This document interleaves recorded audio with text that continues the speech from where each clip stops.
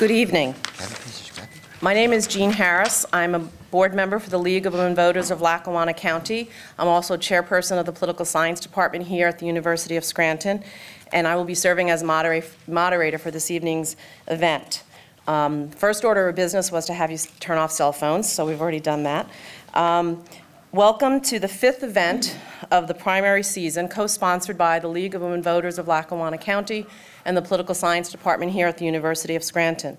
We also would like to thank ECTV, who will be taping this and showing this, as well as the other events that we've done in the last few weeks. ECTV is showing them. They're also available on the League of Women Voters website. And you can also get additional information on candidates in Lackawanna County through the Times Tribune website as well. The League of Women Voters has a media statement that I'd like to read. No person, candidate, or political group is allowed to use or edit any media from a League of Women Voters event for campaign purposes. Any use of the media requires the express written approval of the League of Women Voters. The audio or video must be broadcast in its entirety except by legitimate media reporting on events. The League of Women Voters is a nonpartisan organization of volunteers. It is a league that is comprised of men and women, and we would love to have more folks volunteer and help us with our mission, which is to educate voters so that they can make good decisions on Election Day. So we have had, as I said, 4 other events already. This is our 5th in our efforts to make sure that voters are aware of who the candidates are and what the issues are. So please think about joining the league. Your time is helpful. Contributions of money are also helpful, and at the end of the event there'll be baskets in the back if you want to share some of your resources with us. Tonight's event we expect to be about 90 minutes. All candidates will answer the same set of questions, and no questions were given to any candidate in advance. There will be no opening statements from the candidates. All questions have a specified time for response, and the candidates will be warned of 10 seconds and then to stop at the end of the time.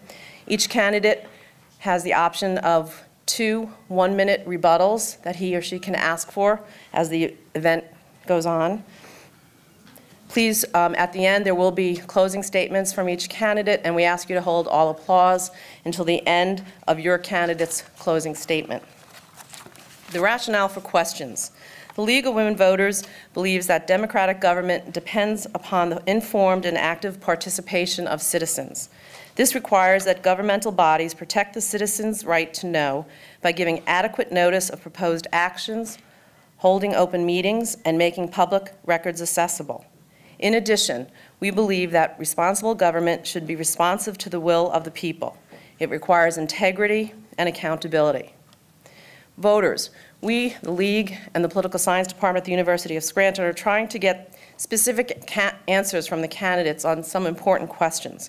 We ask you, the voters, to please listen closely to the candidates' responses and consider, is the candidate answering the question with specifics that you can use to measure his or her success if they're elected?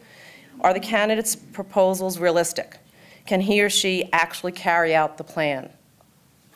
I would like to now introduce our 4 candidates. So these are the candidates in the Democratic primary for the mayor's position in the city of Scranton. First, Mr. Joe Cardamone is a graduate of Scranton Technical High School. He earned a bachelor's degree in government administration at the University of Scranton. He has served as the director of community development for the city of Scranton. He has served as a borough manager or township administrator for Scott, Oliphant, and Coolbaugh. He has served as a manager for Skyview Park Apartments. He also has served as chair of the Scranton Civil Service Commission. He served as a member of the Scranton Home Rule Charter Commission in 2000. Currently, Mr. Cardamone works as a substitute teacher for Northeastern Educational Intermediate Unit and as an administrator for New Hope Healthcare. Seated next to him is Mr. Bill Courtwright, who is a graduate of West Scranton High. He has served as a technical service manager at Train Corporation. He's a former office manager for Allied Medicare Supply. He served as a member of the Scranton Civil Service Commission. He also has served as a member of the Municipal Police Officers Education Training Commission. He was a member of Scranton City Council from 2004 through 2010, and he currently is the owner of Summit Karate Club. Mr. Lee Morgan is a graduate of Scranton Central High School. He worked as a production supervisor for Rusty Craft. Currently, he works as a truck driver, and he serves as vice president for Scranton-Lackawanna Taxpayers Association and president of Fathers for Families and Mothers. Elizabeth Randall, our fourth candidate, earned a bachelor's degree in philosophy from Washington and Lee University, earned a master's degree in liberal studies from North Carolina State University, and earned a PhD in philosophy and a graduate certificate in feminist theory from the University of New York at Binghamton. She has worked at the University of Scranton as an adjunct professor, director of the Jane Copus Women's Center, and director of the Office of Civic Engagement. She's done nonpartisan work serving as producer and host for WVIA's State of Pennsylvania, and she also founded and co-directs Pages and Places Book Festival. She's a former chief of staff for Lackawanna County, a former policy director for Pennsylvania Treasury Department, and recently served as director of strategic operations for L.R. Costanzo and Company. Those are our four candidates. What I'd like to first do before we begin the questions is present a job description for the job of mayor, which is in the Scranton Home Rule Charter. The mayor and council jointly shall be the governing body of Scranton city government. The powers of the city government shall be divided among the executive and legislative branches of the city government. Power belonging to one branch of the government shall not be exercised by the other branch, except as expressly provided for in this charter. All powers and duties of the city government which are legislative in nature shall be exercised and performed by the council. All powers and duties which are executive in nature shall be exercised or performed by the mayor or such other executive officer of the city government as the mayor may designate, except as otherwise specifically prohibited herein. In the event the nature of any power or duty is uncertain, or the law creating such power or duty requires cooperation between the branches of city government, the president of council and the mayor shall fix the responsibility for the exercise of such power or the performance of such duty. So that's the job description for the position of mayor in this Home Rule Charter for the city of Scranton. With that, we will start with our first question. We drew straws, and Ms. Randall will be answering the first question first, and then we will go round robin from there. This question has a 1-minute response time. The gritty reality of being hired by the voters to serve as the mayor for the city of Scranton is that it will be a really difficult job. Why do you want this job? Well, first of all, thank you to the League of Women Voters and also to ECTV and everyone who came tonight, including my fellow colleagues up here on the table. I know that I want this job. I am anxious to get started. I think that this is a wonderful, tremendous city. There are certainly challenges ahead, but I think usually when times are the most difficult is when people, including leadership and the citizens of any city, are able to shine. The city is worth it in spades. I want to make sure that when I moved here 12 years ago and chose to live in the city and chose to move here, and now I've chosen to run for mayor, that I want to make sure that this city remains the kind of place that I fell in love with. I think most of us here, we love the city, we're committed to it. We know that we've had some better times, but these are not the worst of times either. And I think that making sure that someone who is at the helm can put on the flak jacket, take some of the hits, and ensure that the rest of the community gets to live the rest of their lives making the city better and more vibrant is why I want to run. Thank you, Ms. Randall. We'll now turn to Mr. Cardamone. The same question. The gritty reality of being hired by the voters to serve as the mayor for the city of Scranton is that it will be a really difficult job. Why do you want the job? It's a simple answer. I want to be the mayor because I want to be the mayor. It's very similar to, if I could say, Dr. Harris. In her career, she wanted to be a professor at a university, and she's accomplished it. No different than anyone else that's out in the audience. If you wanted to be a teacher, you became a teacher. So my passion to be the mayor is based on the fact that I'm a third-generation citizen here. My wife and I have raised 4 kids, and we have lived in the city our entire life. I do believe that I have the education and the experience as a chief executive officer in surrounding towns, and part of the Connors administration, I was the community development director. With that being said, I'd like you also to pay attention today is I believe that it is the best of times for this city, and it's also the worst of times. And as we go through the evening, think about that when I give my answers and the rest of the candidates. Thank you. I do want to remind the candidates to pull the microphones in close. I know we're sharing them, so make sure they're close when you're talking. Mr. Courtwright, why do you want this job? Well, this is where I was born, this is where I was raised, and this is where I plan on staying the rest of my life. This is where all my memories are, from my childhood up till now. This is where my children are, and this is where I want my children to stay. I just don't want to sit back and watch this city to continue to decline. I think I have a lot to offer. I think the people of this city watched me on live TV for 6 years. They know what I'm like. They know what I'll be like in the future. I'm a hard worker. I want to see this city move ahead. Will it be a tough job? Absolutely. If anybody thinks it's not going to be a tough job, I think they're lying to themselves. But this is my home, and this is where I want the rest of my life to be for myself, my children, and my grandchildren. Thank you. Thank you. Mr. Morgan, why do you want this position? The reason I'd like to be mayor of the city is because I've spent 25 years roughly at city council meetings watching the financial destruction of the city and ignorance of the home rule charter because the charter is not being followed. I have some really great ideas from attending all those meetings. I have a real grasp of the problems in the neighborhoods, and I have a plan to turn it around. And the one thing that I do realize is that politics has been driving the destruction of this city, and I'm not political, so I think that I'm best suited with my knowledge of council and my understanding of the city to make the changes necessary to make this a progressive city once again. Thank you.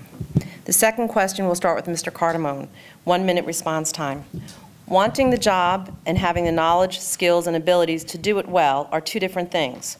What experience, skills, and abilities can you bring to the job that will make you a successful mayor? I alluded to the answer a little bit on my first answer to the question. What separates, I really truly believe, myself and the rest of the candidates is that I have 10 years of experience. I've been on the Civil Service Commission for the city. I've worked as the Community Development Director for the Connors administration, and I've also been the Borough Manager in Oliphant and the Administrator for Coolbaugh Township and Scott Township. What that means is that yes, I do believe I have the ability to come in running. It's not a learning experience. I've been out in the towns, in the small towns, with the police department and the fire department, experiencing hands-on events that where, as the chief executive officer of those towns, I was appointed by the elected officials. So being in that position, you have to make, the buck stops with me. You have to make decisions that you're responsible to the people who elected the officials. Thank you. Mr. Courtwright? Well, I spent 18 years as a manager for Train Corporation, a very large corporation where I traveled throughout the United States for them. My budget alone for my department was $1.5 million. I served on Scranton City Council for 6 years, and I've said it repeatedly. It's an education that no book or no school could give me, and if any of you ever watch City Council, I think you would agree. I know how each and every department in the city operates. It's not going to be a learning curve. As Joe said, for me, it's not going to be a learning curve. I've worked through 6 different budgets. I know how the budget process works. I've enjoyed great success in the single tax office, and I can't take all the credit. Obviously, I have some wonderful staff there. My first year there, we collected $5 million more than the previous year. We also found $600,000 in additional money that was turned over to the city of Scranton. $429,000 that was turned over to the Scranton School District, and at that time, I believe it was Superintendent King said that we possibly saved all-day kindergarten. So I believe I have the knowledge, the experience, and the dedication to hit the ground running. Thank you. Mr. Morgan, what experience, skills, and abilities can you bring to the job that will make you a successful mayor? Please make sure you have the microphone close. Well, I think the ability that I have is much different than all the other candidates for mayor because I have a true understanding of city government after participating for this long a time. and I have the ability to listen to every party, the ability to put politics aside. I have many new ideas that I think will serve the city well, but the one thing that I do know that we need to really start discussing is the ability to create jobs and the ability to salvage the neighborhoods, and I have ideas to bring that forward. Thank you. Thank you. Ms. Randall, what experience, skills, and abilities can you bring to the job that will make you a successful mayor? Thank you, Dr. Harris. I think that over the course of the past, not just 12 years, but the larger trajectory of my life, I have amassed a very good skill set. When I moved here, worked at the University of Scranton, so I have experience in the realm of higher education. I served as the Chief of Staff for the Lackawanna County Commissioners. When they took office, I was responsible for doing the budget hearings for an $85 million budget with a $13 million shortfall that we had to patch together by doing some rather severe cuts. I managed over 60 departments with 1,500 employees and did all of the union contract negotiations at the county. I was also then recruited to serve as the policy director for State Treasurer Rob McCord, and in that capacity I have a good understanding not only of how Harrisburg works, but how the universe locally and statewide resonates with one another. I will, again, take, however, some issue with my colleague, Mr. Courtwright, on his track record. $5 million was not collected. It was not new revenue. And, Okay, we'll have to wait until, unless you want a rebuttal. You want a rebuttal? No. Okay. Right now. Thank you. And I want to remind everybody to bring the mic closer, especially Mr. Cardamone and Mr. Morgan, bring the microphone closer to you. You want a rebuttal? Okay. I would invite Ms. Randall to my office tomorrow where we could prove to her there was $5 million more. I have employees from my office in the audience who would attest to the fact there was $5 million more. I don't know where she's getting her information from, but it is totally incorrect. And I invite you to come to my office tomorrow. Yes, a rebuttal, Ms. Okay. Randall. I'm not disputing the fact that you distributed an additional $5 million. My contention is that that is non-resident income tax. And so if you had collected an additional $5 million more, that would be reflected in any subsequent budget. And so to claim that it was an additional collection, I think it's true to say that it was distributed to the appropriate taxing authorities, but my concern is a misrepresentation of a true additional collection. If that were the case, you would have a net increase of $5 million over every subsequent budget, and that's not the case. Thank you. And please hold all your applause until the end of the event. Thank you. Question number 3, and we will start with Mr. Courtwright on this question, and it is a 1-minute response time. What do you need to accomplish in 4 years that will allow you to call yourself a successful mayor? Well, I'm again going to invite her to my office tomorrow because she's wrong. What do I need to accomplish? We need to get the city back on good financial grounds. I don't believe we actually know exactly where we are financially. I think we need to do a financial analysis to see exactly where we are. I think if you look back approximately a year and a half ago, it was discovered we had $3 million sitting in an account we didn't even know we had. And then a little while later, the city came and said that they were short $1 million from the tax office, when in reality they put it in the wrong account. So I think we need to take a look at where we are first before we can see where we're going. I think we need to get into the neighborhoods. I agree that the mayor did a wonderful job in the downtown, and I think we need to continue to do a good job in the downtown. But we need to get into the neighborhoods. I don't think there's anybody who'll disagree that they've become run down, and blight is a problem, drugs are a problem, and we need to address those things. Thank you. Mr. Morgan, what do you need to accomplish in 4 years that will allow you to call yourself a successful mayor? And make sure the microphone's closer to you, please. I think in order to be a successful mayor in 4 years, you have to do a multitude of many different things. But I think the most important thing we can do in this community is create jobs by going to the legislature and asking them to turn Scranton, the only Class 2A city, into a small business incubator, green technology center, and to enact SAPA, and to draw the rest of the community in to try to turn this city around. I think our major problem is we're overtaxed. All the young people graduate from school and they leave. and we've got political infighting everywhere, so we have a real hard time moving forward. And if I was successful, I'd like to be able to work with all 5 council members, all neighborhood groups, and all the people in this city, because the revitalization of this city is going to require everyone, not just some, but everyone. Thank you. Ms. Randall, what do you need to accomplish in 4 years that will allow you to call yourself a successful mayor? I'll say I have 3 points to my platform. I'll start with the neighborhoods. I think making sure that not only are we focusing on our neighborhoods, I would contend that our downtown is our newest neighborhood. We have hundreds of people that currently live in the downtown, making sure that we're addressing some of the pothole issues, the roads, our infrastructure is significant, making sure that we have a targeted strategic plan for economic development. And I think also, of course, most importantly, is working with the financial situation at the city. We have a recovery plan that is going to need some adjusting, but on balance, it is something that we can certainly work with. And, I think we do kind of know where we are as far as financially, that, to spend any more time on additional audits or investigations of where the money is, the city's budget, there's 32% of the budget that's comprised by made up by the police department. Do we need to look there? There's 31% is the fire department. Is that somewhere we need to look? 16% is DPW. We have almost 85% of the city's budget that will be wrapped up in salaries and benefits. So I think we know where we are, and we need to start addressing the problems with good leadership on the first day. Thank you. Mr. Cardamone?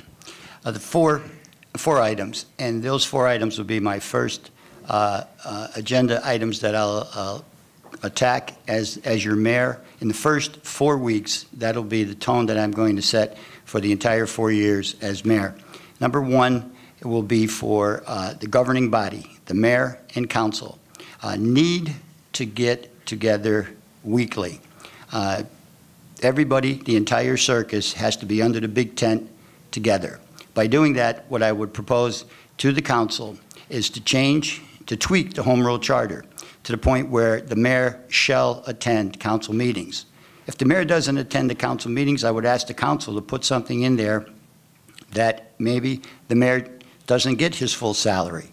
He has to show up, she has to show up and work with the council. The second thing is the unions. I would ask the unions for concessions. I've talked enough about the concessions. I'm not trying to balance the budget on the unions. Third would be I would continue my fight in the neighborhoods against blight and absentee landlords. And I'll continue on the 4th item later. Thank you. The 4th question also has a 1-minute response time, and we'll start this time with Mr. Morgan. The mayor and city council are elected to work in the best interest of the city and its residents. As mayor, how will you develop a working relationship with city council that enables the city to move forward?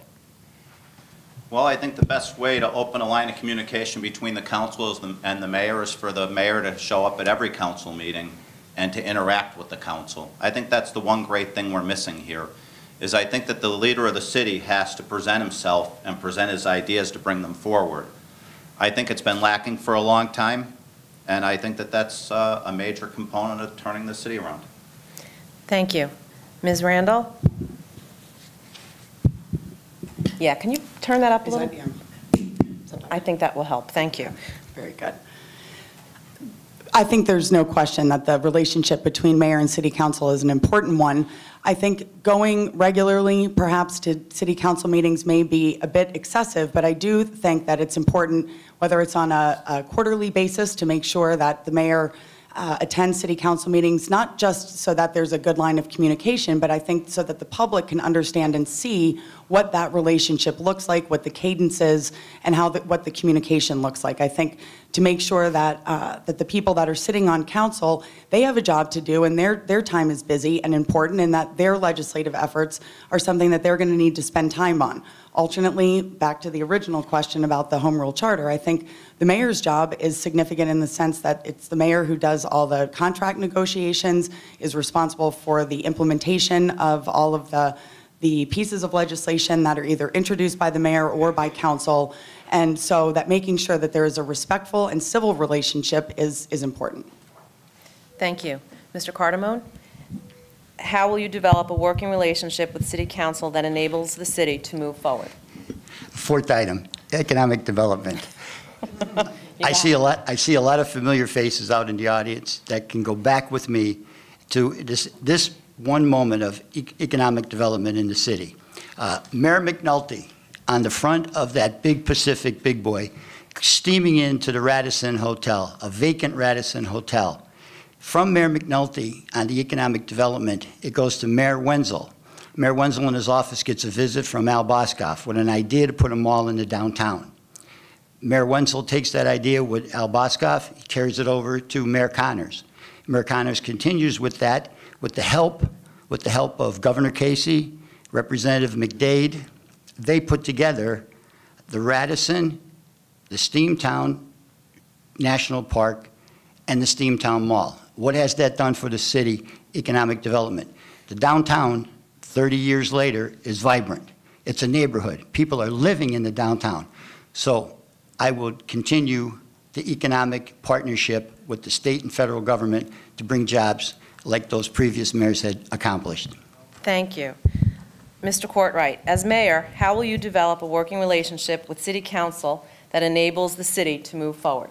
Well, I think I have a unique perspective because I sat on City Council for 6 years.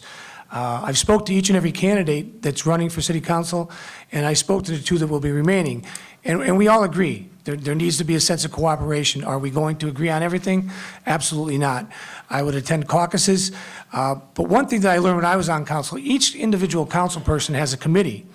And before my time on council, if your committee was to say, excuse me, economic development, and there was a question, you were able to call that head of that department and get an answer. If yours was for Department of Public Works and you were that councilman, you would be able to call there and get a question answered.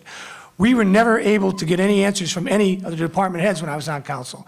So when I become mayor, if your department is director of public safety chairperson, then you're going to be able to talk to the police and fire chief.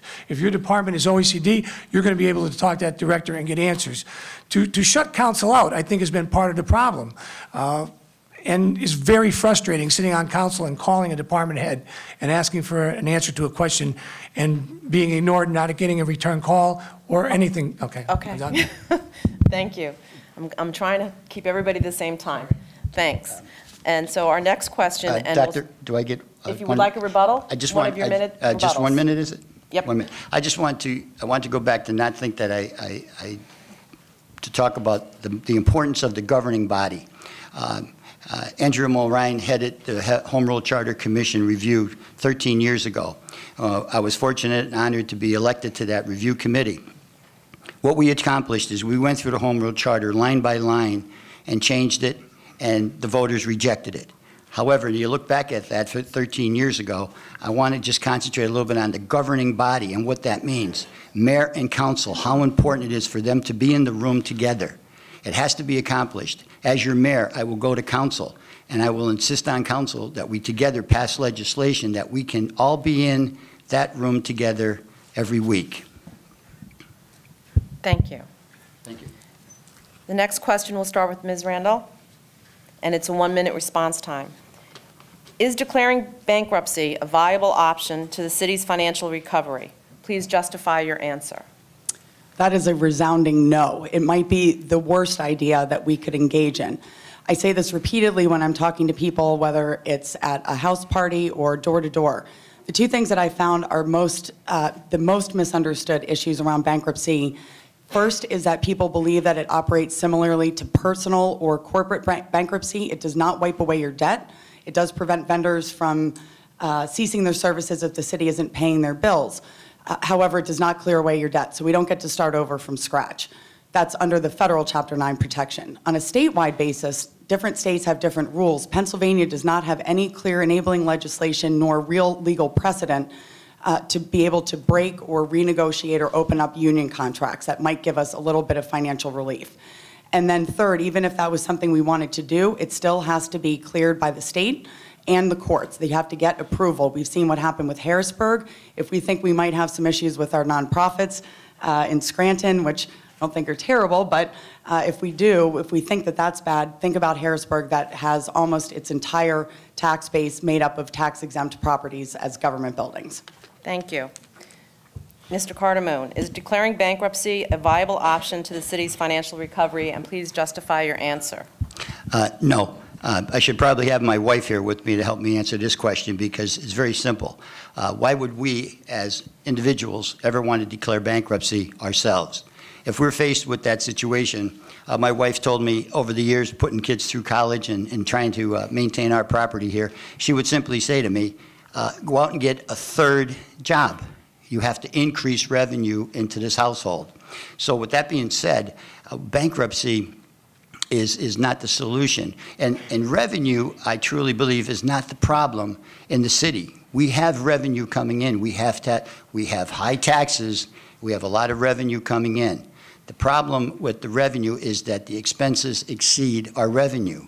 And again, I will go back to when you're looking at a budget that's 75 to 85% of the city budget for union costs, labor costs, we need to look at that. When their union representatives, union workers are making between $42,000 to $62,000 a year, and the people who live in this city are earning $22,000 to $28,000 a year.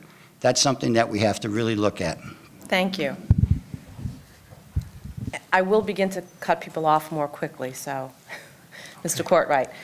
No, bankruptcy is not an option. I spoke to some bankruptcy attorneys, and what they told me is simply that, you know, because we're a home rule charter city and we have the ability to raise taxes, that Harrisburg simply would not allow us to go bankrupt.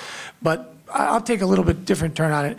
Speaking to the Board of Realtors, how are we going to get people to move into a city that's bankrupt? How are we going to get businesses to move into a city that's bankrupt?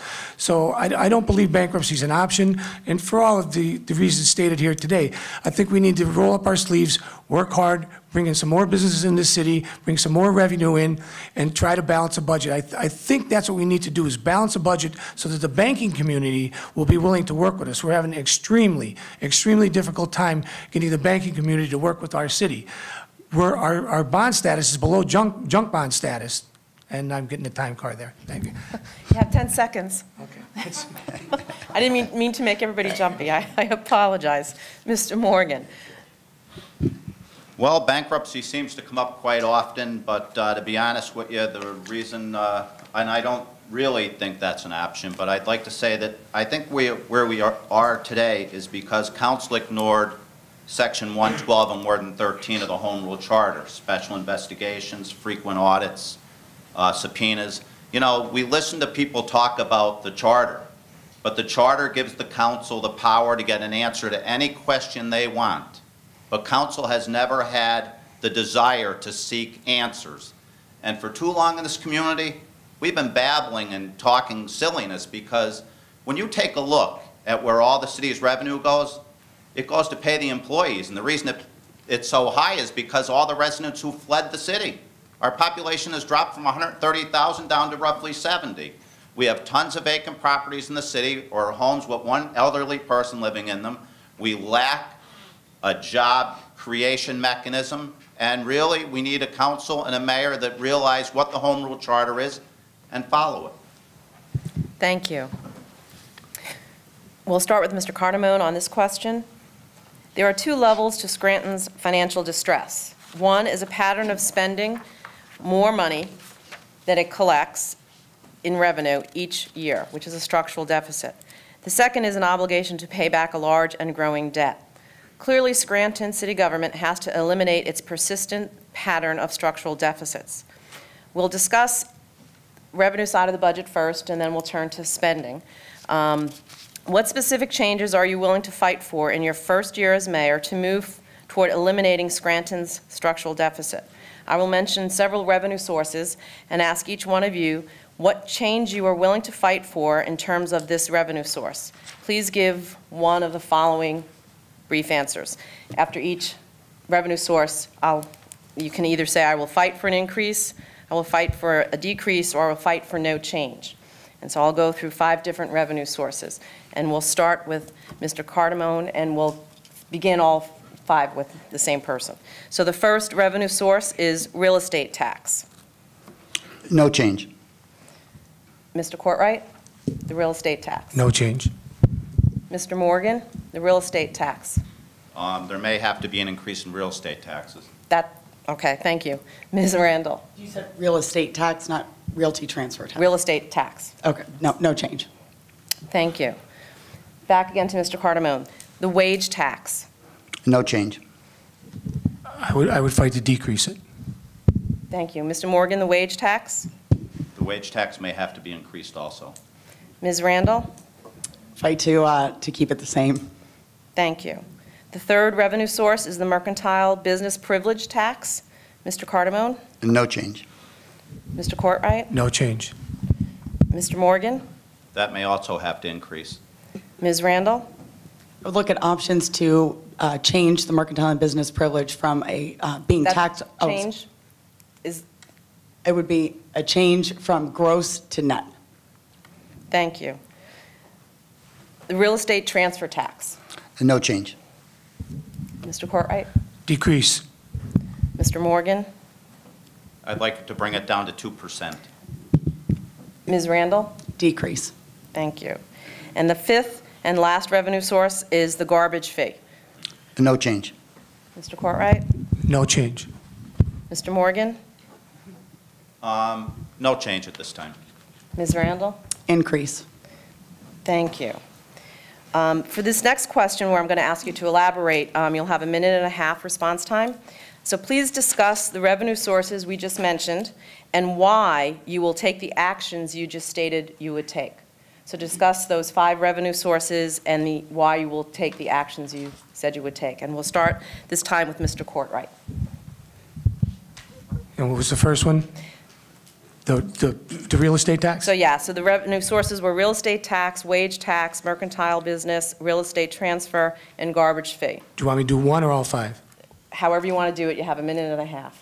Oh, okay, I thought we're going to go like we just did. No, all of them this time. Okay, the real estate tax, I wouldn't change. I think it's high enough the way it is now. I mean, is there a possibility that it might have to go up? I mean, I believe the recovery plan shows it increasing the next several years, but I would try to hold it. The wage tax, we can't increase. That's one of the main factors that is keeping people out of this city is the wage tax. So I would fight very hard to either keep it the same or decrease it. And the BP tax, this is another one.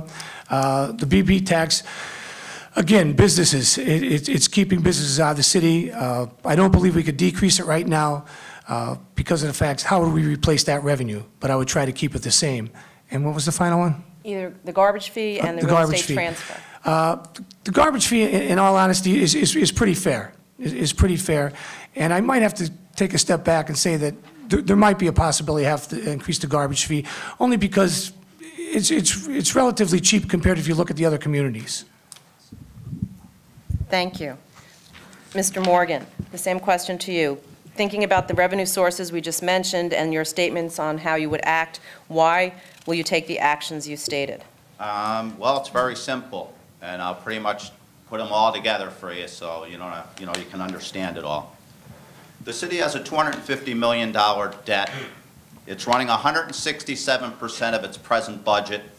We can talk about the garbage fee, but the truth of the matter is that all the money collected for the garbage fee this year is not going to the landfill because the city's put off paying the landfill until next year.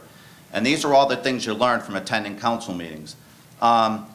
You just have to face the reality. The revenue has to come from somewhere. We can't go back into the courts and ask for a commuter tax because it's not possible, because the revised recovery plan wasn't real and it was political. And I really feel sorry for the residents for not getting involved much sooner to try to turn their city around. And, a home rule charter that nobody listens to isn't relevant. Thank you. Thank you. Ms. Randall, please discuss the revenue sources we just mentioned and why you will take the actions you stated.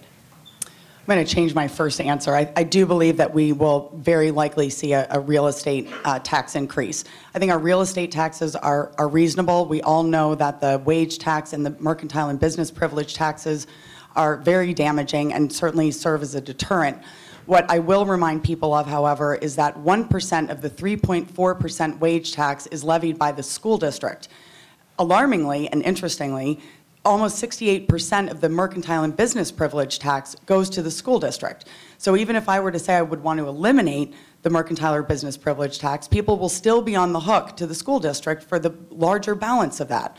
I think the garbage fee is very reasonable. I think our DPW collects an amazing amount of garbage for absolutely no money and no additional cost. And I think the real estate transfer tax, if there's an opportunity to lower anything, would be that. I think we are all very concerned about trying to increase home ownership, purchasing properties. Our crime is down by 20%, but we've seen a good jump in home ownership in Southside, and that has a lot to do with the fact that the Latino community is starting to purchase their own homes and stabilize those communities. And I think those newer people and residents in our city deserve to have a good shot at owning their own homes, taking pride in the city, and becoming the kinds of residents that we all are. I would also say, if we need to, there also is a rental registration fee that I think should absolutely also be increased. Thank you. Mr. Cardamone, please discuss the revenue sources we just mentioned and why you will take the actions you stated you would take. I said no change on all the questions that Dr. Harris posed. The reason I did that is there's a great movie, a recent movie that came out, you may have seen it, called Gladiator. At the beginning of the movie, the Maximus general for the Roman army, he's charging into battle, and he's yelling, hold the line until everybody meets at the battle together. That's what needs to happen to this city. The governing body, the unions, have to meet together. And by doing that, the concessions that I look for and from the union and the concessions that I look from myself as your mayor and the council are very simple. Hold the line until we can realize how much revenue is coming in opposed to what we're spending. If the mayor, as your mayor, there's no reason for the mayor to have an increase. $50,000 a year is plenty. I would look to the council and ask the council, do you really need to be paid? Would you be willing, as many CEOs you see in the newspaper that are earning millions of dollars, would you be willing to earn $1 a year? And for the unions to give concessions, I want to be specific about the unions. We all know, and I've said it, the unions are great. The fire, the police, DPW, our clerical workers, everybody's doing their job. And I'm just asking everyone, as your mayor, to hold the line. Thank you. The next question also will have a 1.5-minute response time, and we'll start with Mr. Morgan. And again, make sure the microphone's close, Mr. Morgan. Please discuss other potential revenue sources you will fight for in your first year as mayor, and explain what you will need to do to be successful in gaining revenue through those sources. Well, that's a very simple question to answer. I think that basically the only way to increase revenue in the city is to go to Harrisburg, like I said before, and ask the state to allow Scranton to become a small business incubator, green technology center, using its Class 2A status, which Scranton is the only Class 2A city in the Commonwealth. I think the only answers to our long-term fiscal problems are creating jobs, creating wealth, and working with the Chamber of Commerce instead of vilifying them, and working with all parties in the city, because we lack an economic engine to raise tax revenue. Our residents are seriously overtaxed. And you know, I think we have to be honest and say one thing here tonight. 67% of the budget is not funded, which means it's going to need a massive tax increase. You know, all the revenue, the tax increase this year, that was from unfunded borrowing that the court ordered.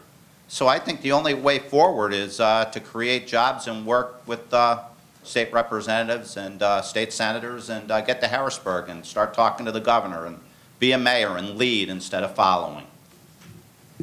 Thank you. Ms. Randall? Newer sources of revenue are, that's the name of the game if you're looking at a city that's in any kind of financial distress. I will echo what Mr. Morgan said. I think certainly looking at economic development is primary.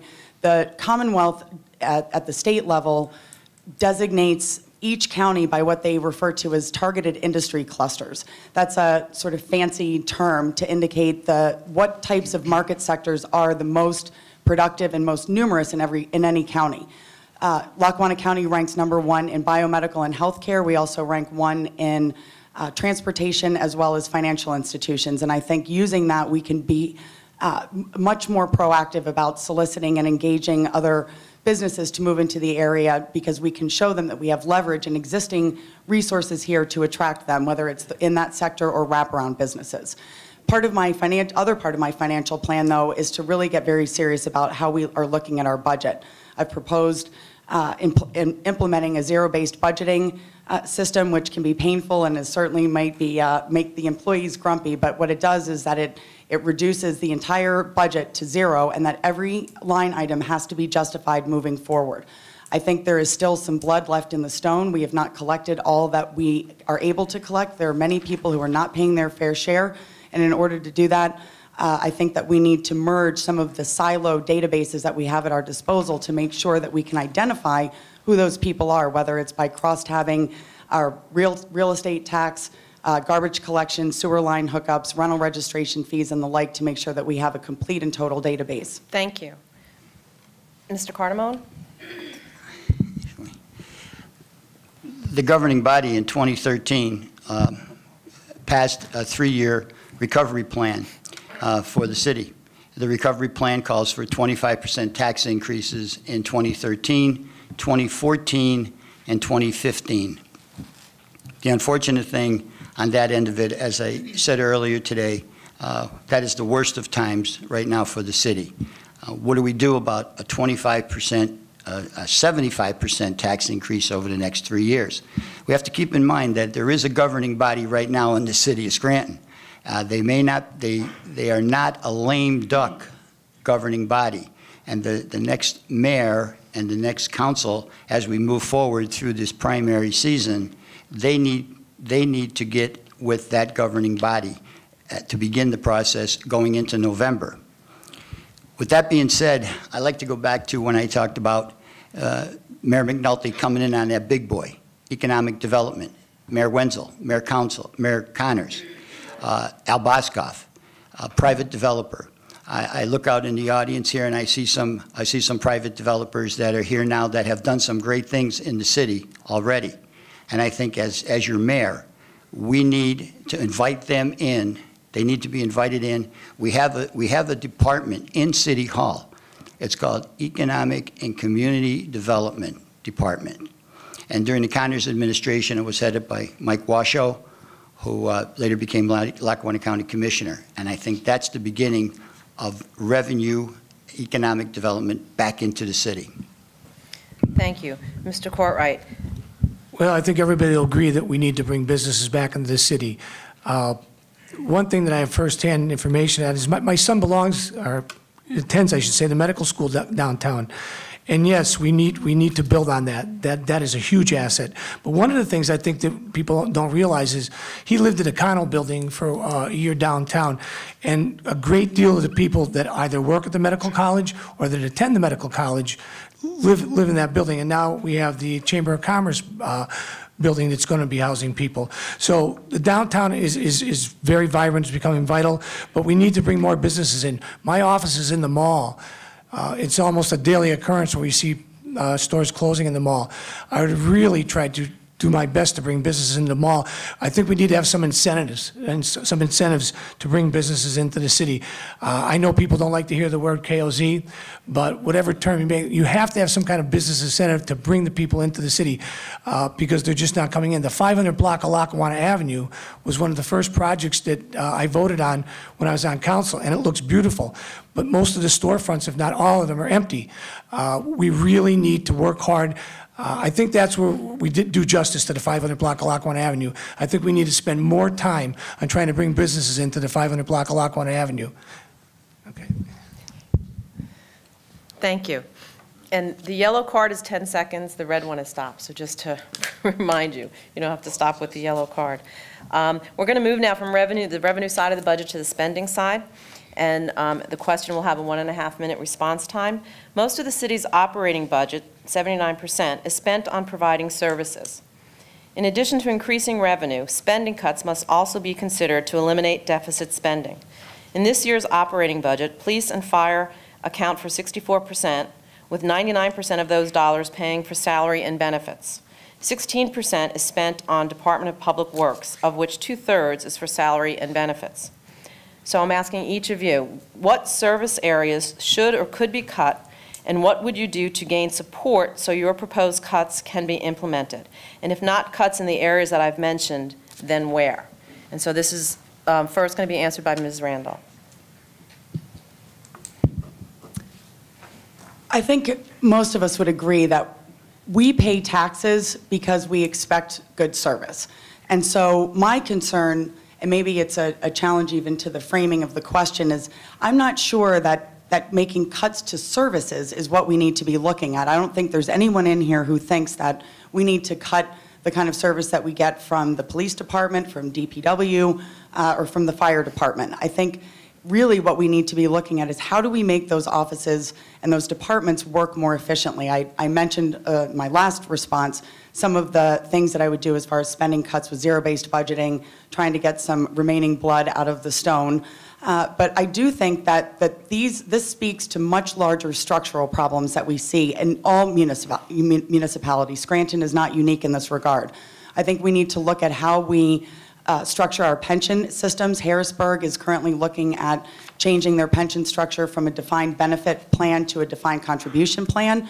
So that would mean that at some future point, city employees would be on something similar to a 401k. I think we need to look at how we structure our health care benefits. They're incredibly expensive, and we have Cadillac plans that really the taxpayers cannot afford. And so moving forward, I think looking at some of those, I mean, we talk about salaries and personnel expenses. It's not just the salaries. It's really the health care and the pension that's driving some of the debt.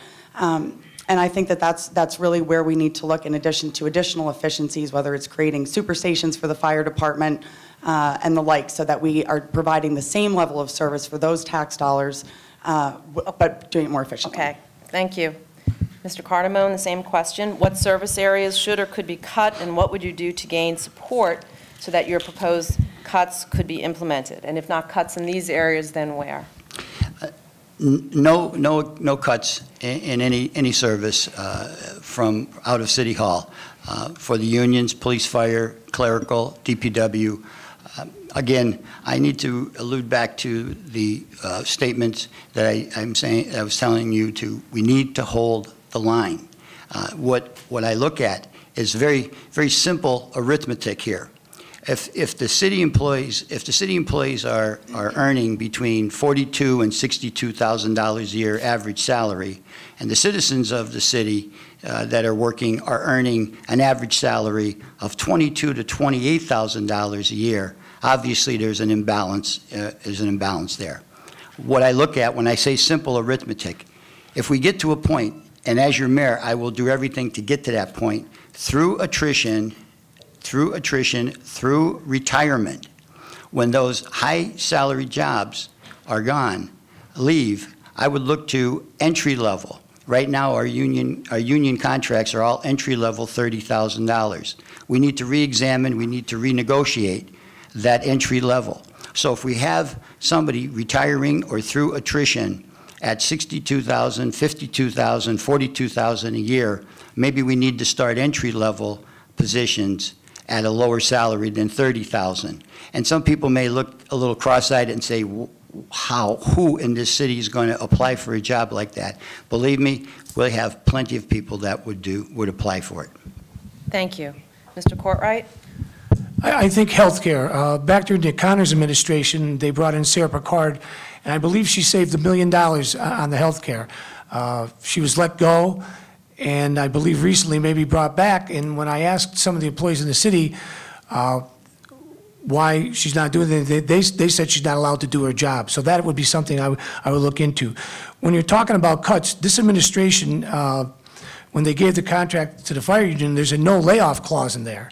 So if you were to lay those people off, say you laid 10 firemen off, well, we saw what happened before. We ended up with a $30 million arbitration award. So say you lay 10 firemen off, you're going to end up paying them whether they work or not. So I think you have to wait until their contracts are run through to the end of 2017, unless they're willing to open them up. I just think we need to be realistic. I don't think you're going to see the police and fire say, yeah, open up our contracts, we're going to take less money. So I think you're going to have to wait until their contracts run its course. Also, if we were to lay firemen off, I believe the grant that Governor Casey got us would cease, and possibly we would have to, as a safer grant, about $5 million. I believe it was eight point some million, and then the mayor chose not to take $3.5 million of it, but the $5 million remaining might be in jeopardy, and we might have to pay it all back. So I think we need to be very careful when we're going to make cuts and analyze everything so that we don't end up back in court and with another $30 million arbitration award. Seems every time we go to court, the city loses. Thank you. Mr. Morgan. Could you ask that question again, please? Sure, certainly. What service areas should or could be cut, and what would you do to gain support so that your proposed cuts can be implemented? If not in the service areas that we talked about already, then where? Well, what I have here is, I might ask for a co-pay from employees to some degree, but to be honest with you, I think that the city's a fiscal corpse, and I don't think it's possible to turn this city around on the backs of its employees, and we're not asking, this is a very unrealistic question, because we're a city that's $250 million in long-term debt, not counting the authorities. Can you move closer to the microphone? Yes. Thanks. We've got a city that's $250 million in debt. We're talking about cutting, what, wages? We could get rid of all the employees and still might not be able to make our debt service. So what we really have to do is we have to start really explaining to the residents of this city that by you voting uninformed for decades, you've put this city where it is, and you're responsible for that. So now, the only solution, we can all talk about, you know, not raising taxes, not doing this. The court's going to order that it be done, or the city's going to go into receivership, and it's time for people to start telling the truth here. Thank you. Thank you. The next question, I really I'm sorry, could I have 1 minute rebuttal on? Yes, is that possible? so this will be your second rebuttal, so you'll have no further rebuttals. That's it, no more timeouts and No? 2-minute warning, no 2 minutes. It's, just to, I'm going to go a little bit, what do I have, 1 minute? 1 minute. A little bit into the national politics. There was a great quote by the Prime Minister of Israel, Netanyahu, when President Obama said to him, you know, you have to take it easy, go slow, go easy. There's a Middle East threat here of a nuclear bomb coming to Israel. And his quote was great. And I think that's where we are right now in the city. He said, the president said to him to wait. And he said, wait for what? It's right now. We need, I think the unions have given the governing body right now in 2013 a golden opportunity to start negotiating right now. And they, by giving back half of that award in the Supreme Court, the unions, I think, looked and it was like the deer in the headlights. We got that much money. I think everybody in the entire state was shocked. So wait? No, we can't wait. It's right now, 2013. The governing body of the city is not a lame duck governing body. Let's get the ball rolling right into 2014 for the next mayor and council. Thank you. The next question, I really just want a one-word yes or no answer, and then we'll move from there. And the question is, are you prepared to ask the unions to open up their current contracts for renegotiation if you were elected mayor? And we'll start with Mr. Cardamone. So yes or no, your willingness to ask the unions to open up. Have I been ahead of the curve here tonight? Or reading your mind, Professor? I want to make sure everybody answers. So. Okay. Could you repeat the question? Yes. Given the proportion of city expenditures that goes to personnel costs, are you prepared to ask the unions to open up their current contracts for renegotiation? 1 minute? Yes or no? Oh, yes or no? Yes or no? Yes. Thank you. Mr. Courtwright? Yes. Thank you. Mr. Morgan? Yes. Thank you. Ms. Randall? Yes. Thank you. And now we'll talk a little bit more. 1 minute time response for this one. Several candidates for city council believe that the city council has a role to play in contract negotiations. What do you believe is the City Council's role in negotiating contracts with city employee unions and in monitoring contract implementation in relation to the mayor's role? And so this is a 1-minute question, and we will start with Mr. Cardamone, since you only had a one-word answer last time. So a minute to answer that question. Thank you.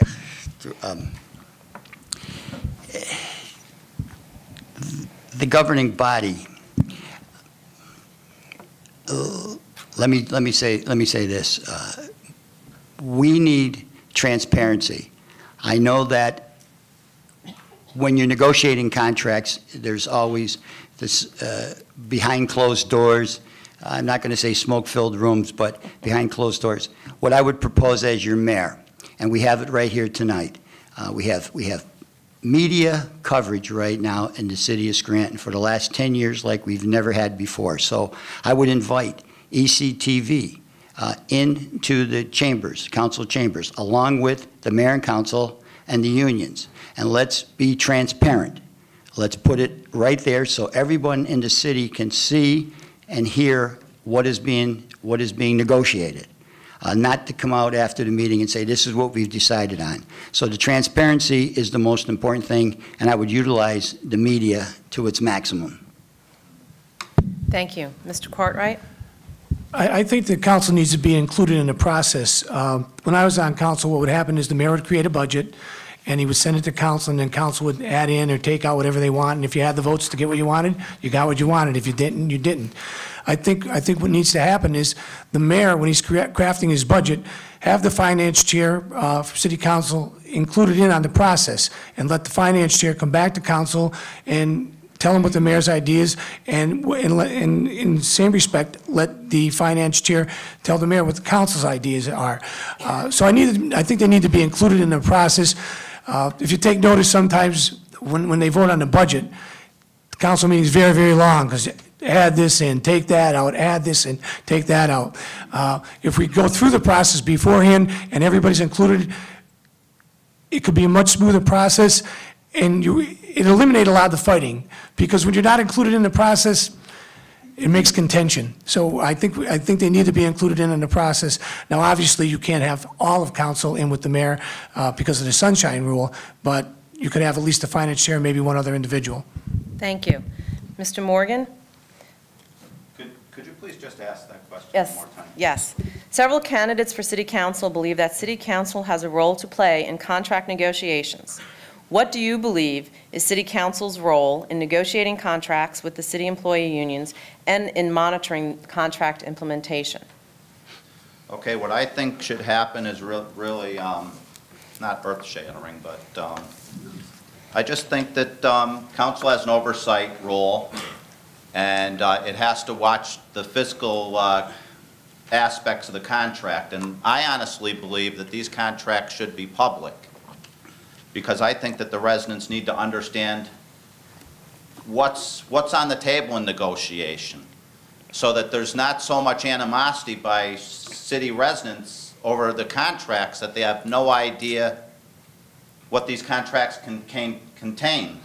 So I think it'd be important for all the 5 council members to be present and for them to have a role, a very strong role, vocal role, and with the mayor, and invite the public in, and let's get some good contracts, and let's respect labor and move together forward.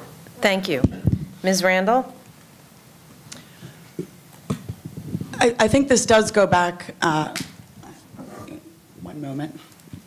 Keep moving the mic on me. This does go back, I think, to the original framing of the debate in terms of what the role of mayor and city council is in the home rule charter. It is really the specific purview of the mayor to negotiate those contracts. I think that it's absolutely, it's a good and smart and wise idea to include council in some of those conversations as you ramp up toward contract negotiations. Any hint of trying to get additional people in the room, certainly televising or having it open for reporters or the public, I believe would be a violation of fair labor practices. That is something that I don't believe would ever happen, and that would probably create more problems than it might be worth. But I think as far as making sure that there are some priorities as far as what council sees as being a priority, that can be included in the contract negotiations. I negotiated 4 union contracts when I was at the county, and I think also the implementation is something where they can be a watchdog, whether it's with the specific committees and departments, that they can make sure that those provisions are being adhered to. Thank you. The next question, we'll start with Mr. Courtwright, and this is a 1-minute response time. Pennsylvania state government can take actions, including passing legislation, that can make governing a financially distressed city easier or more difficult. What state government action do you think is essential to moving Scranton forward, and how do you get the state to take that action? Well, first, how we get the state to take the action is we have Senator Blake, Representative Haggerty, and Representative Flynn that we need to work with. They're the people, they're our voice down in Harrisburg, and that's who we need to speak with. I believe Senator Blake right now is looking at 1% sales tax for the county, and if that materializes, I'm not quite sure, but I think the percentage was 30-some% that would go to the city of Scranton. I think the city of Scranton should get at least 50%. We're housing all of the nonprofits. I would like to see Senator Blake spearhead reform on the pension, because pension is a big responsibility financially for the city of Scranton. So that would be one issue that I would like to see Senator Blake move forward on. Scranton has been in the limelight. We were, I got 10 seconds, okay. We were more or less like the guinea pig. That's how we ended up with a $30 million arbitration award. But I think we need to work very close with Senator Blake and the both representatives. Thank you. Thank you. Mr. Morgan, Pennsylvania state government can take actions, including passing legislation, that can make governing a financially distressed city easier or more difficult. What state government action do you think is essential to moving Scranton forward, and how do you get the state to take that action? I think the most important thing to do before we go to Harrisburg and try to move any legislation would be to meet with as many residents and business owners in the community as we can, craft a plan, and then don't use Mr. Blake or the state representatives as a conduit. Send the mayor there and lobby the whole legislature, because we need a targeted plan. And in order to come up with a targeted plan, we've got to reach out to everyone in the community and figure out just what exactly we need, because it's pretty easy to sit up here and just spew all kinds of whatever verbiage, whatever you want to call it, but is it correct? And will it solve our problems? And the only way we're going to solve our problems is by talking to everyone in the community, including the Chamber of Commerce, business owners, and the residents, because those are the people that need change to make Scranton a vibrant community once again. Thank you.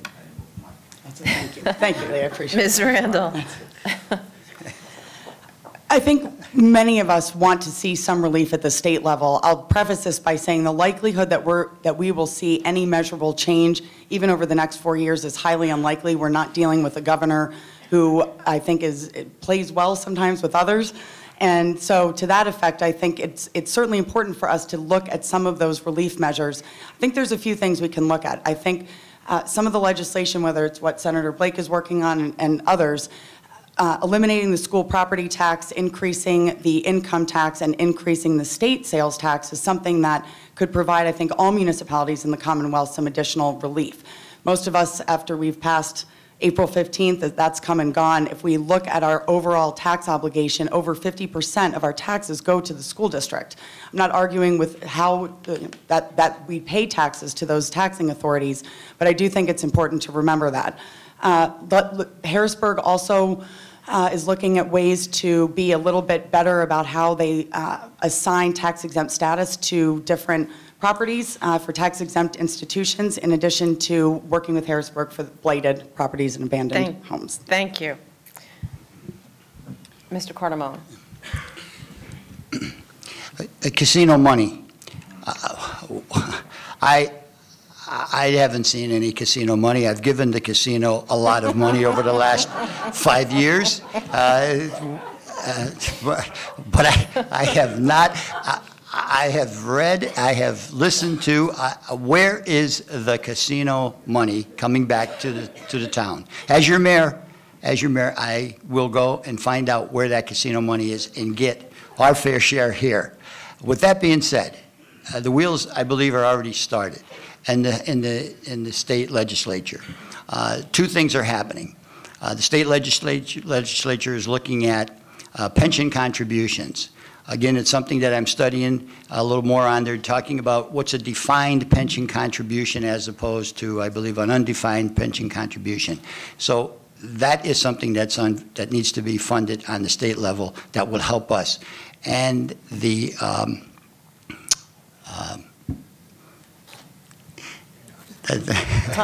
Time? casino money. Thank you.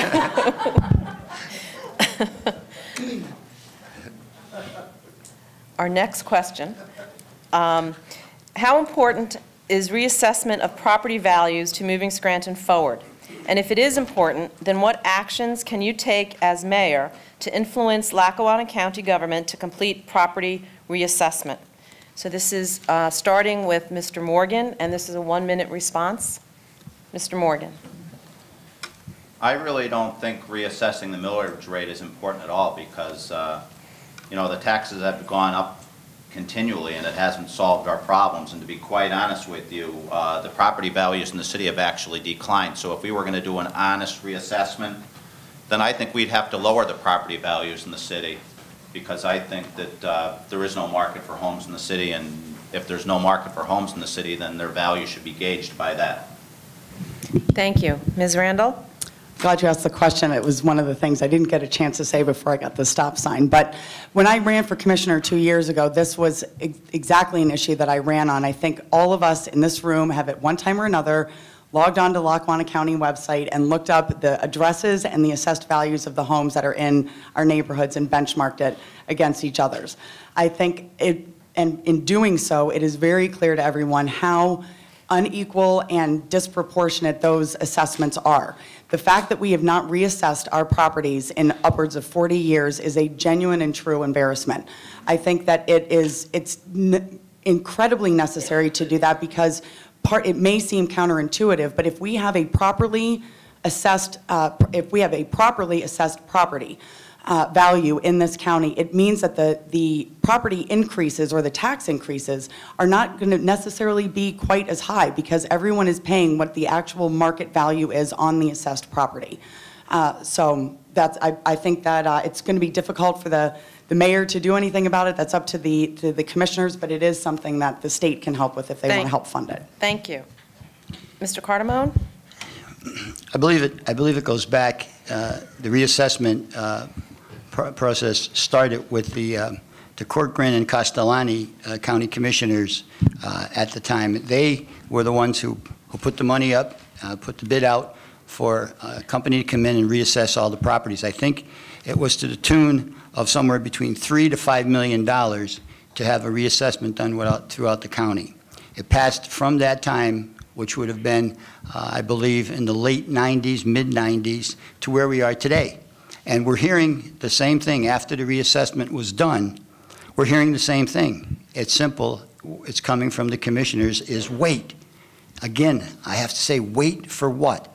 You have it in place, implement it. That's what government does. You have a policy, you put the policy out, and you implement the policy.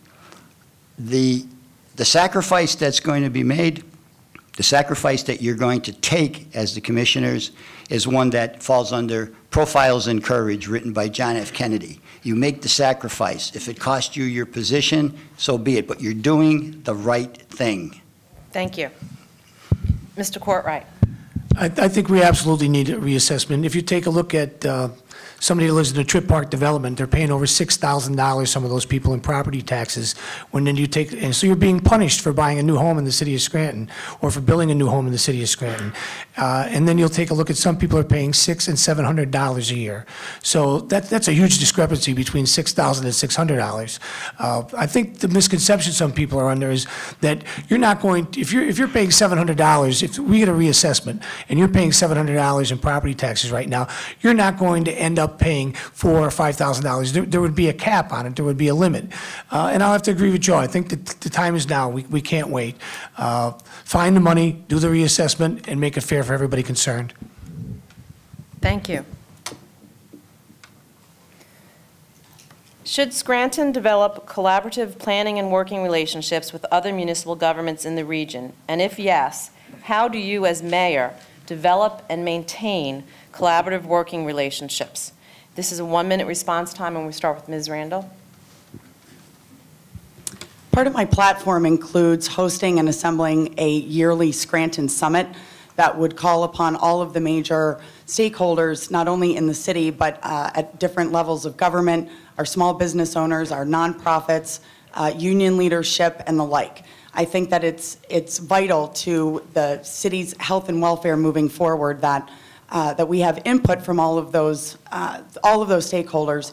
But part of being mayor is also about leadership, and that it's one thing to pull people together and say, well, what do you think? I think the job of the mayor is to make sure that there is a clearly outlined plan of attack that says this is how we need you to help us. These are the priorities that we have. This is how we can bring you to the table.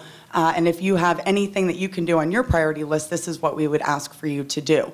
I think looking at other municipalities is something that we have talked about in Pennsylvania for time immemorial. The Brookings Institute for probably 30 some odd years has talked about merged services, pulling some of those together. I think all of us are struggling, and if we can move forward to try to get those together and make some measurable difference and advancement, we would be better off. Thank you.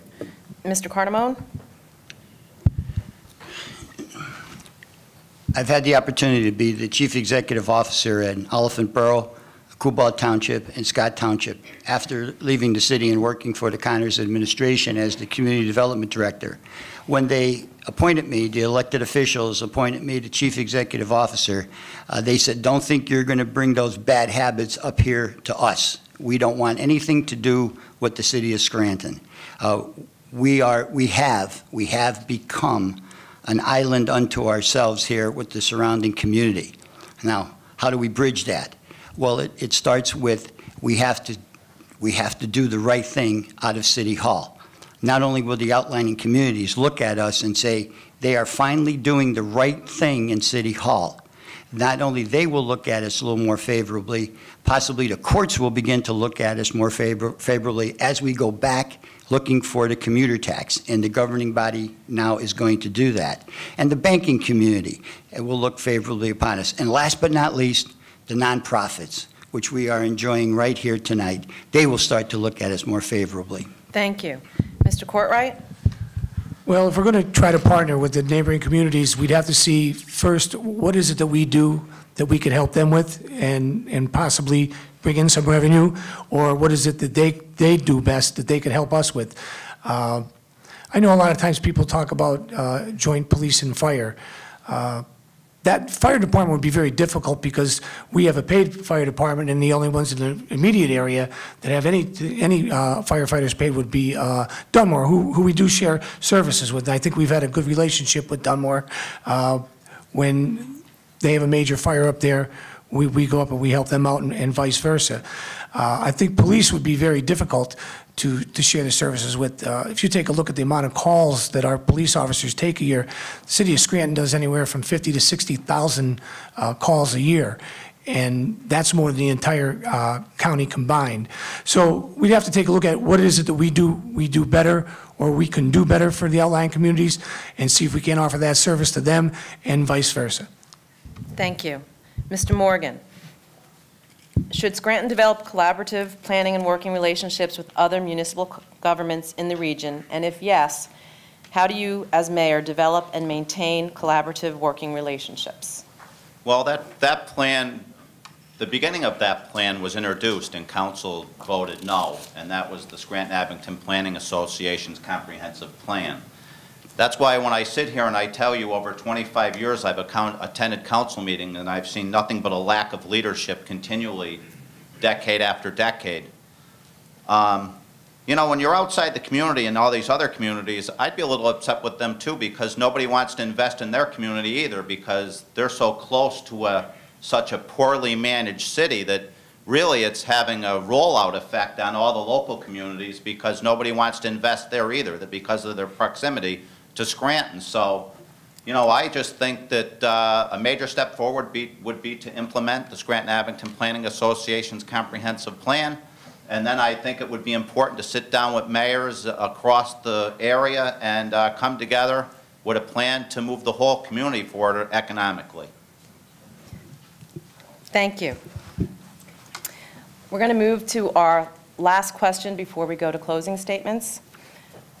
We've talked a lot about finances. So other than finances, what do you see as a top priority issue for the city of Scranton, and how do you as mayor get that issue addressed? And we'll begin with Mr. Cardamone. So other than finances, what do you see as a top priority issue for the city of Scranton, and how do you as mayor get it addressed? We have become a vibrant city. We look back, again, I look back to a time when we thought in the late 70s, the early through the 80s, that we would go into the downtown and see tumbleweed coming across the streets. We have come a long way from that point in time. And we've accomplished that. Along with the development of the downtown. We've also expanded the education area. So education has expanded. You look at this institution we're in tonight, you go up Adams Avenue, you look at Marywood University, what's happened there. So we've had that development, we've had the education development, and we've had the arts and culture. Look at the Masonic Temple, as it was known a few years back. Now it's the Scranton Cultural Center. So as your mayor, I would continue to build on the things that have been accomplished over the last 30 years. Thank you. I think I neglected to say this was a 1-minute response, so thank you. Good timing. Mr. Courtwright? Can I hear the question again? Yes.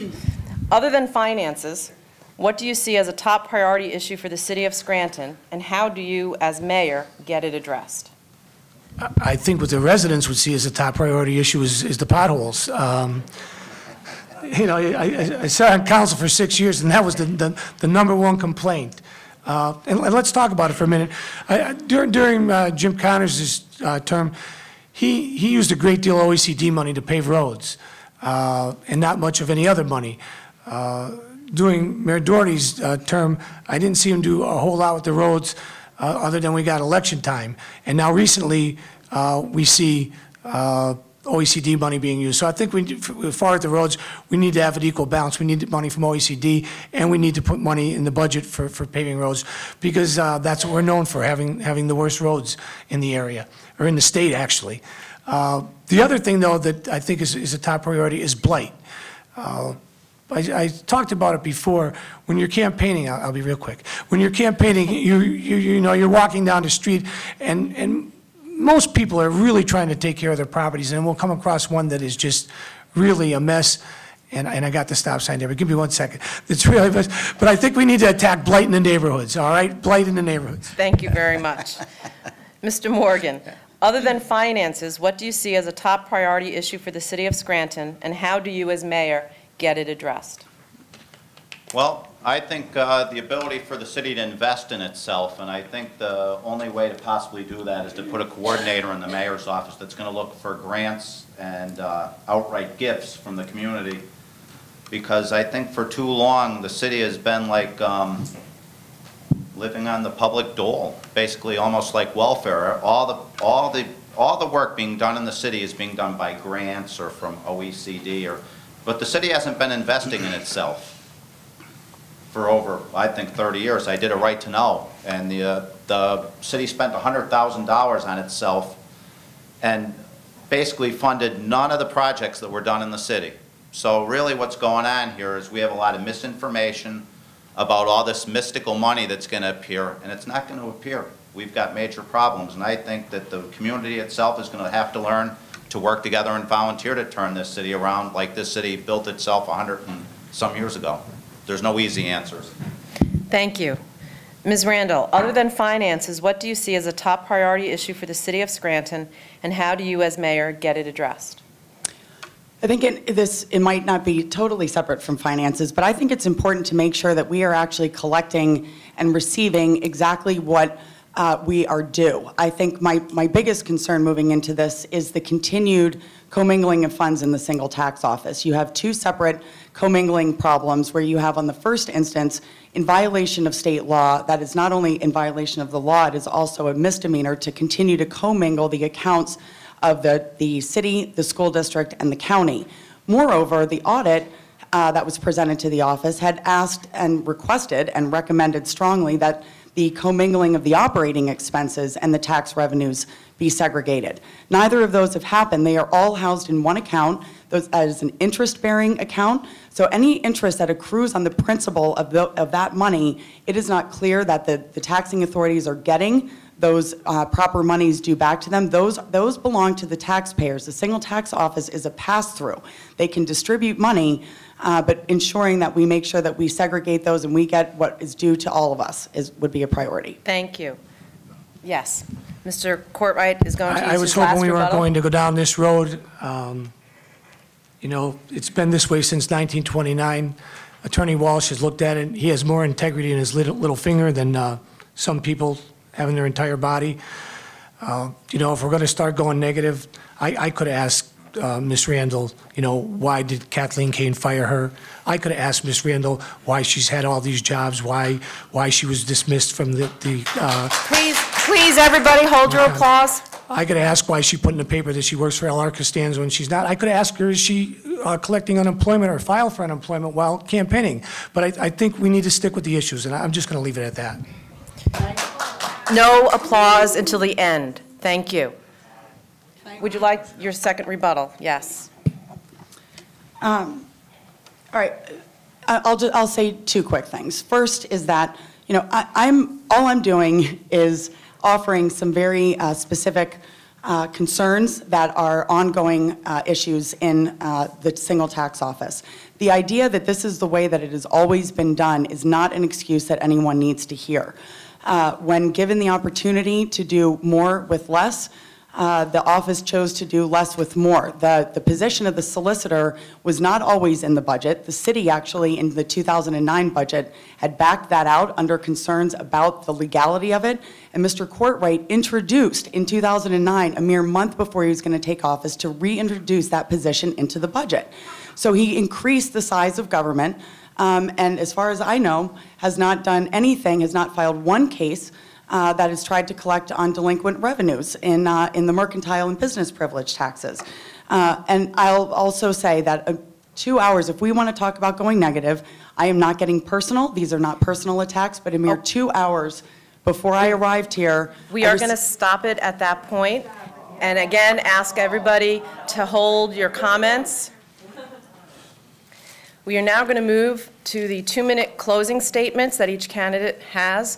Before the event, we chose by slot who would go first, and Mr. Morgan will be the first to give his 2-minute closing statement. And I ask everybody to hold their applause until after their candidate's closing statement. Mr. Morgan. Well, I'd like to thank everybody here who came out tonight, and I'm hoping the people at home are really paying a lot of attention here. I didn't come here tonight to tell you what you wanted to hear. I came here to tell you the truth. I think that the residents in this city have a real hard time with the truth, because the truth of the matter is the city is bankrupt, only it hasn't filed it, okay? You know, I'm sitting here with the candidates, listening to all the ideas that these candidates have, and I respect these candidates, and anybody who puts their name on the ballot, I give them the utmost respect. But you know, there comes a time when you have to tell the truth, and the truth is that there's no easy answers to where we're at. But I think the most important thing is to tell the residents the truth. You know, I just hope the residents would go to the vote, because it is your right. And I hope the people who don't vote would register to vote, because in my opinion, this election isn't going to be over on the day that the primary ends, because I have to be honest and say that, you know, when you look at some previous campaigns that spent $900,000 or $450,000 to be mayor of a town that paid at that time, it's increased $50,000. It may be necessary to do a write-in to overcome the the special interest that's run this city for decades, because what's caught in the crosshairs are the actual residents of this city. Pools not open, talks of massive tax increases that are going to come, and the possibility of a receivership, and an inability to be honest to the residents and tell them where we stand. I haven't heard one candidate here talk about the 67% shortfall in the budget. I haven't heard one candidate here say that the garbage fees aren't going to pay the landfill. All this money is disappearing, and we've got to make a change in course and turn this ship into the wind. And the truth of the matter is it's going to be difficult, and it's going to take leadership. Thank you. Thank you, Mr. Morgan.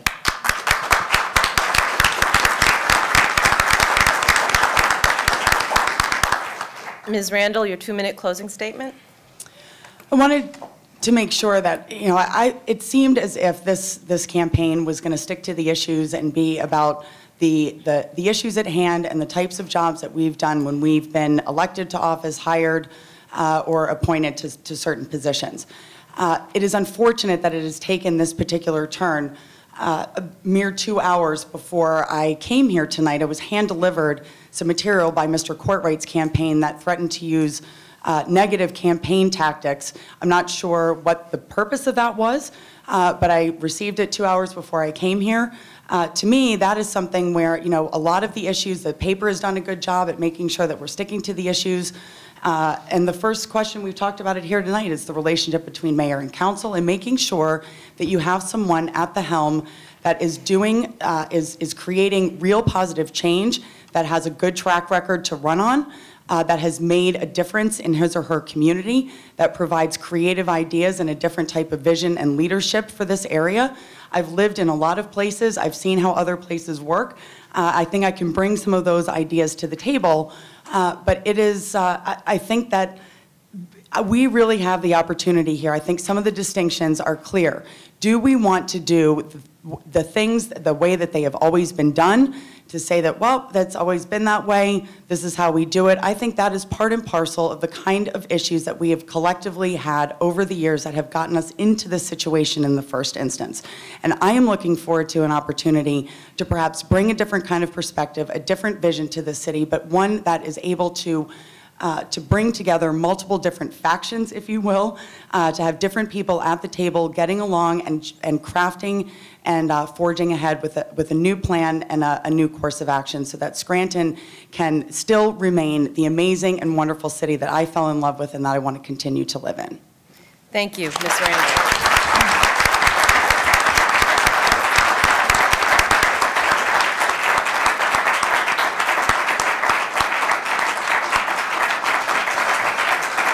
Okay. We'd like to move on to Mr. Cardamone's closing statement. Thank you. As your mayor, leadership has been talked about quite a bit. What is a true leader? You can have your definitions of a military leader, a religious leader. For me, leadership has to do, and we haven't really talked too much about this, it has to do with the people that you surround yourself with. That's the true mark of a leader. We've been told by our parents, we've been told by our grandparents, you are who you hang out with. And for me, it's a very simple thing that I want to say, and it's from my heart, and I truly believe it. Everywhere I've gone, everybody said to me, and I'm sure they said it to all the other candidates, you have to be out of your mind to do this. And I simply would, as your leader of the city, and I really truly mean this, the people that I've been associated with this, at this table here tonight, and on the Republican side, I would make every effort to have them be part of my cabinet, because they showed me what respect and knowledge of the city they have. So as your mayor, that's the first act of business that I would do, is welcome them into my cabinet. With that being said, I look out here in the crowd, and I'm sure out in our viewing audience, and what I see here is I see people that I go back to 40 years, going to the beginning of the Home Rule Charter in the mid-'70s. Mayor Peters was in charge. I see people that I've worked with on the Republican side and I see people I've worked with on the Democratic side to get people elected. We've worked hard. We've won some. We've lost some. We've cried together. We've laughed together. And as your mayor, what I'm asking you is simply to know that my message is I want to stop the spending. You don't see my name on any political signs anywhere. I've told the people that wanted to support me, give it to your house of worship or give it to charity. So with that being said, I humbly and respectfully ask for your vote next Tuesday, May 21st. Thank you. Thank you. Mr. Cardamone.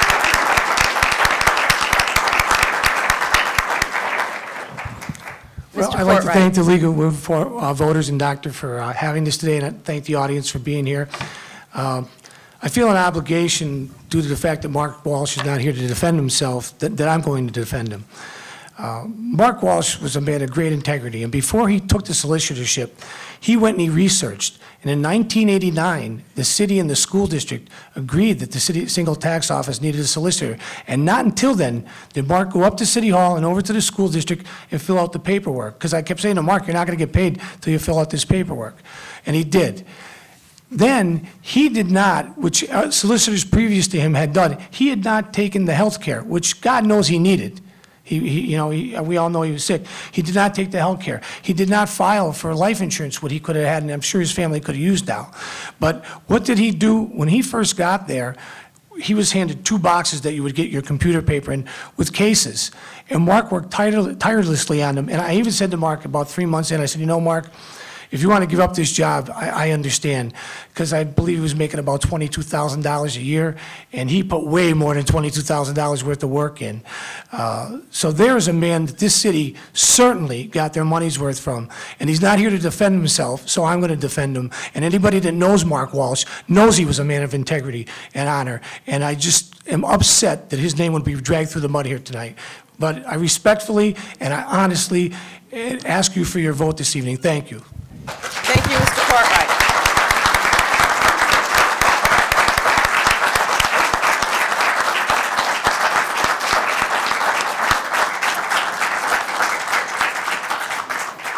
I want to thank all the candidates for joining us this evening and taking their time to try to answer our questions so the citizens could make educated votes on primary day, Tuesday, May 21st.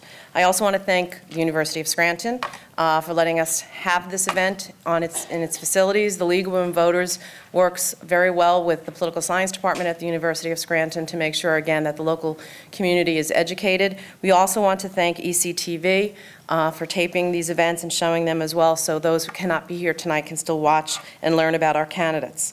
I'd like to end, before I do that, remind you, the League is all volunteer, so we do always appreciate people coming and working with us and helping at our debates, joining the League, and if you can't help us with your time, you can make money contributions. There will be baskets on the way out the door. We would appreciate those as well.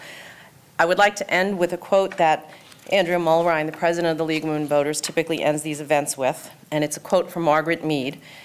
"Never doubt that a small group of thoughtful, committed citizens can change the world. Indeed, it is the only thing that ever has." Thank you and good night.